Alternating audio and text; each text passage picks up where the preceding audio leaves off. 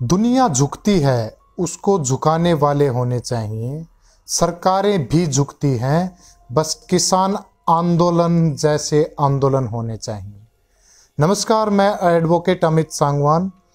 1 दिसंबर 2021 को भारत का राजपत्र यानी द गजेट ऑफ इंडिया आया, जिसमें असंवैधानिक व एक लोकतांत्रिक तरीके से आए हुए 3 कृषि कानून, जिसको हमने काले कानूनों की संज्ञा दी थी, उनको संसद के माध्यम से लोकतांत्रिक व संवैधानिक तरीके से वापस किया। इसके लिए तमाम देशवासियों का, किसान मजदूर बिरादरी का व उन तमाम साथियों का जिन्होंने कदम कदम पर किसान आंदोलन, फार्मर प्रोटेस्ट व संयुक्त किसान मोर्चे का साथ दिया, उन तमाम साथियों को बहुत बहुत बधाई व उन सभी का बहुत बहुत आभार।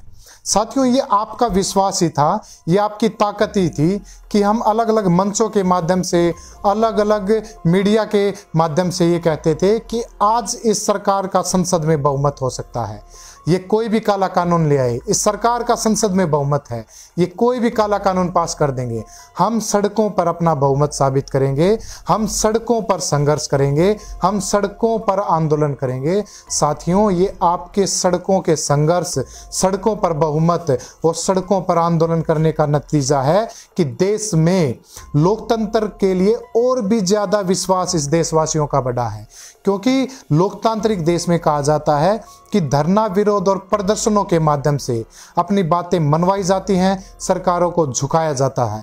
पिछले 7 साल में बहुत से आंदोलन हुए, बहुत से आंदोलनों का इतिहास पिछले 7 साल का है, जिसमें आंदोलनकारियों ने आंदोलन किए, लेकिन एक सुयोजित तरीके से उन आंदोलनकारियों को कुचल दिया गया और उन आंदोलनों के मुद्दे को गर्त में डाल दिया गया। लेकिन ये पहली बार ऐसा हुआ है कि तानाशाह व अलोकतांत्रिक सरकारों के खिलाफ आपने माफी भी मंगवाई, उनकी नाक भी रगड़वाई और इन कानूनों की भी वापसी करवाई। उसके लिए तमाम देशवासियों का और तमाम आंदोलनकारियों का, तमाम देश के लोकतंत्र संविधान में विश्वास करने वाले साथियों का बहुत बहुत धन्यवाद, बहुत बहुत आभार। एक बात जो आमतौर पर की जाती है साथियों, कि आमतौर पर एक बात कहा जाता है कि इस वक्त इस आंदोलन में फूट पड़ी हुई है, इस आंदोलन के मुद्दे भटक गए हैं। साथियों, ये आंदोलन एमएसपी की गारंटी, काले कानूनों की वापसी, बिजली अमेंडमेंट एक्ट की वापसी और पराली संशोधन जो बिल था, जिसमें पोल्यूशन एक्ट था, उसको लेकर यह आंदोलन चला हुआ था। आज भी इस आंदोलन में अलग अलग विचारधारा के लोग हैं, हम इस बात से सहमत हैं, लेकिन आज भी एमएसपी को लीगल स्टेटस देने की बात हो या फिर इलेक्ट्रिसिटी एक्ट की बात हो, पोल्यूशन एक्ट की बात हो, उन तीनों मुद्दों पर आज भी संयुक्त किसान मोर्चा एक साथ है।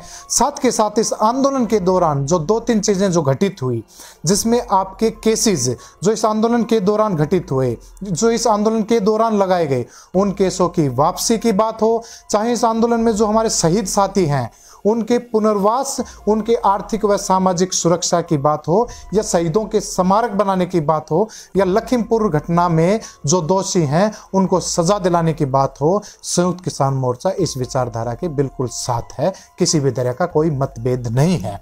हाल ही में देश के केंद्रीय कृषि मंत्री का एक बयान आया कि इस आंदोलन में कौन कौन लोग शहीद हुए हैं, इसके लिए हमारे पास ऐसा कोई डाटा नहीं है। हम तो कृषि मंत्री तोमर साहब को यही कहना चाहेंगे कि आपके पास तो डेटा इस बात का भी नहीं था कि इस देश में कोरोना में ऑक्सीजन की कमी से लोग मरे थे। आपके पास तो डेटा इस बात का भी नहीं है कि पिछले सालों में कितने किसानों ने आत्महत्याएं की हैं। एक तरफ तो आप आधार कार्ड को सारी चीज़ों के साथ कनेक्ट करके इस पूरे देश के डेटा को तिजोरी में बंद कर रखा है, और दूसरी तरफ आप कह रहे हो कि हमारे पास डेटा नहीं है। मैं आपको, केंद्रीय मंत्री जी को मैं बताना चाहता हूं कि आप अपने किसी नुमाइंदे को हमारे संयुक्त किसान मोर्चा के ऑफिस में भेजिए, हमारे हेड ऑफिस में भेजिए।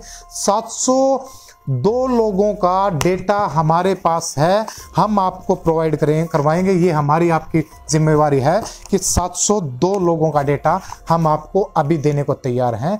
बचे हुए डेटा भी हम कलेक्ट कर रहे हैं। तो आप ये भ्रांति ना फैलाएं कि हमारे पास कोई डेटा नहीं है। ये आपकी नाकामी है कि अगर आपको इस देश का किसान नहीं लगा तो आपके पास डेटा कहां से होगा। 19 नवंबर को आपकी सरकार और देश के प्रधानमंत्री ने पहली बार इन किसानों को किसान माना। तो मैं समझता हूं कि अब आपने किसान मानना है तो आपके पास उनका डेटा भी आएगा। आप डेटा निकलवाइए और इनके पुनर्वास से संबंधित, इनकी आर्थिक व सुरक्षा, सामाजिक सुरक्षा के लिए आप क्या उचित कदम उठा सकते हो, वो उचित कदम उठाने का आप काम कीजिए। एक अनुरोध हरियाणा सरकार से है, कल हमारी हरियाणा सरकार के साथ मीटिंग हुई थी जिसमें टेबल पे बात नहीं बन पाई।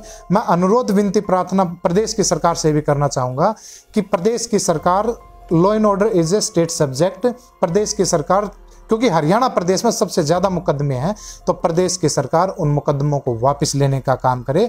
और हरियाणा के जो किसान हैं, जिस तरीके से पंजाब सरकार ने पहल की है, जिस तरीके से तेलंगाना सरकार ने एक पहल की है, उसी तरीके से हरियाणा के किसानों के लिए आर्थिक व सामाजिक सुरक्षा और उनकी पुनर्वास के लिए हरियाणा सरकार उचित कदम उठाए, ऐसी हम अपेक्षा करते हैं। आप सबने सुना, बहुत बहुत धन्यवाद।